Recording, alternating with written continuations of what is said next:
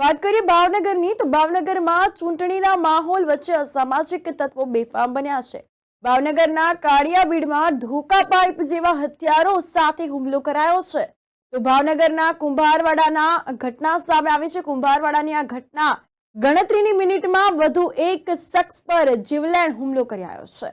વાત કરીએ તો ભાવનગરના કાળિયાબીડ પાણીની ટાંકી પાસે આ બનાવ બન્યો હતો। 4-5 દિવસ પહેલા સામાન્ય બાબતની બોલાચાલી થતા 10 થી વધારે લોકોએ જીવલેણ હુમલો કર્યો છે। તો હુમલાખોરોએ ચિકનનો ધંધો કરતા અલ્તાફભાઈ બેલીને કાર સાથે રોકી કારના કાચ તોડી ગાડીને નુકસાન કર્યું છે।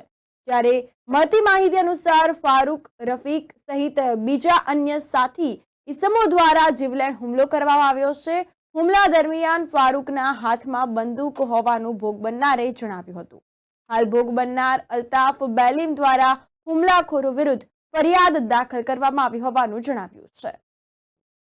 હું મામસાની દુકાને આવતો, અમીપરામાં રહેતો હતો ને ગાડી લઈને આવ્યો ને તો ફારૂકભાઈ, રફીકભાઈ ને અન્ય 10 શખ્સો ધોકા, ધારિયા, તલવારો અને બંદૂક, ફારૂકભાઈના હાથમાં બંદૂક હતી ને ફૂંકવાની કોશિશ કરી હતી કાળિયાબીડ પાસે। ત્યાંથી મારવા જ સ્પેશિયલ મારવા જ આવ્યા હતા।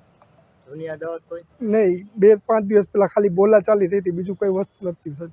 અત્યારે શું થયું તમારી સાથે? અત્યારે મારી ગાડી ઉપર ધોકા માર્યા, રિવોલ્વર, તલવાર ને છરીઓ લઈને 12 થી 15 જણા હતા હોન્ડા લઈને। શું નામ? અલ્તાફભાઈ ઇબ્રાહીમભાઈ બેલીમ ને ફારૂકભાઈ ઉર્ફ ફારૂક કોખર, રફીક કોખર ને એ લોકો 10 જણા હતા, અન્ય હારોહાર હતા બધા। શું હથિયાર હતું? તલવાર, છરીયું, ધોકા અને બંદૂક। બનાવ કઈ જગ્યા બની? કાળિયાબીડથી પાણીની ટાંકી પાસે।